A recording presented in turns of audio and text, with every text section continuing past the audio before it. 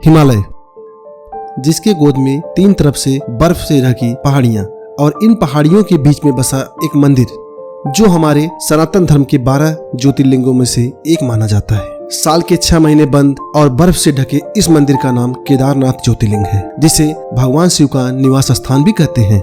कहते हैं इस मंदिर पर शिव नाम के उच्चारण मात्र से मनुष्य को मोक्ष मिल जाता है। आज की इस वीडियो में हम आपको केदारनाथ मंदिर के बारे में कुछ ऐसी बातें बताने वाले हैं जिसे जानकर आपको पूर्ण विश्वास हो जाएगा कि भगवान भोलेनाथ हमेशा यहाँ रहते हैं। हेलो दोस्तों, स्वागत है आपका हमारे चैनल योगी एक कहानी पर। केदारनाथ ज्योतिर्लिंग 12 ज्योतिर्लिंग में शामिल होने के साथ 4 धाम और पंच केदारनाथ में से भी एक है।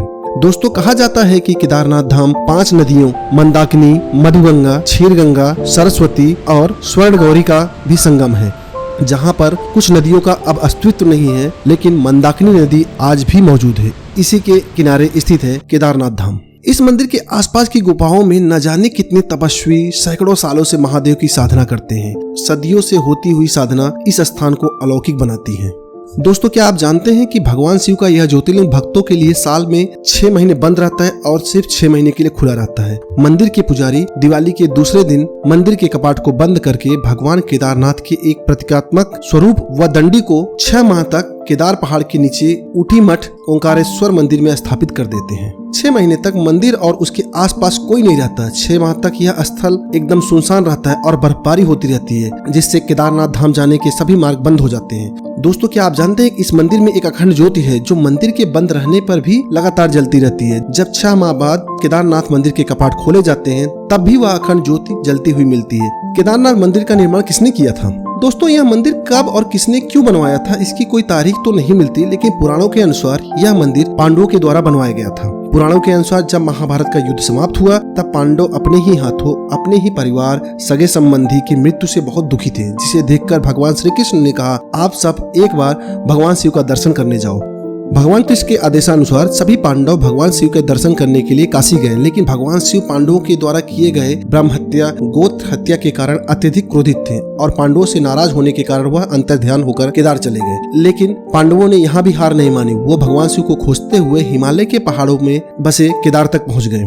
जब भगवान शिव को यह ज्ञात हुआ कि पांडव यहाँ भी आ गए तो भगवान शिव बैल का रूप धारण कर वहाँ घास चर रहे अन्य पशुओं के बीच में चले गए ताकि उन्हें कोई पहचान न पाए। दोस्तों, पांडवों ने भगवान शिव को हर जगह ढूंढा, लेकिन वो महादेव को ढूंढ नहीं पाए।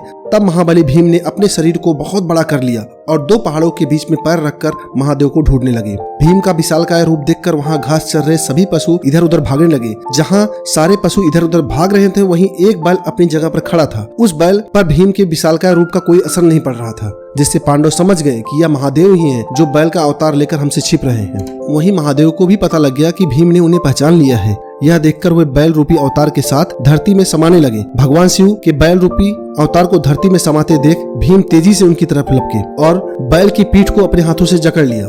जब भगवान शिव बैल के रूप में अंतर्ध्यान हुए तो उनके धड़ से ऊपर का भाग काठमांडू नेपाल में प्रकट हुआ, जहाँ पशुपतिनाथ मंदिर स्थित है। साथ ही शिव की भुजाएं तुंगनाथ में, मुख रुद्रनाथ में, नाभि मधेश्वर और जटा कल्पेश्वर में प्रकट हुई।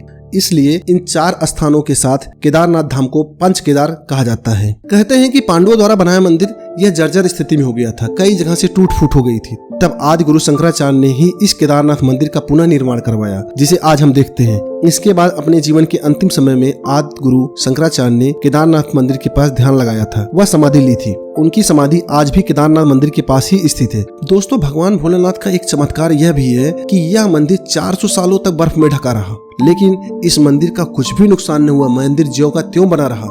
केदारनाथ मंदिर की भीमशिला। जून 2013 में आई बाढ़ ने इस मंदिर का दृश्य ही बदल दिया। हजारों लोगों की जान गई, न जाने कितने घर बर्बाद हो गए। बाढ़ का प्रचंड रूप इतना था कि मंदिर के पास बने आदि गुरु शंकराचार्य की समाधि स्थल भी उस बाढ़ में बह गया।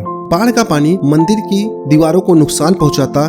इससे पहले एक चमत्कार हुआ। एक विशाल पत्थर जो पानी में बहता हुआ आया और ठीक मंदिर के पीछे रुक गया। इस चट्टान से टकराकर पानी का बहाव 2 भागों में बट गया और मंदिर के दोनों तरफ निकल गया, जिससे मंदिर का कोई नुकसान नहीं हुआ।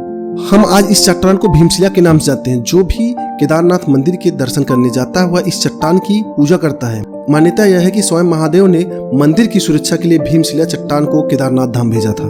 दोस्तों, क्या आप कभी केदारनाथ मंदिर दर्शन करने गए हैं? क्या आपने भी भगवान भोलेनाथ के इन चमत्कारों को अनुभव किया है? अपने अनुभव को कमेंट करें और हमारे चैनल को सब्सक्राइब करें।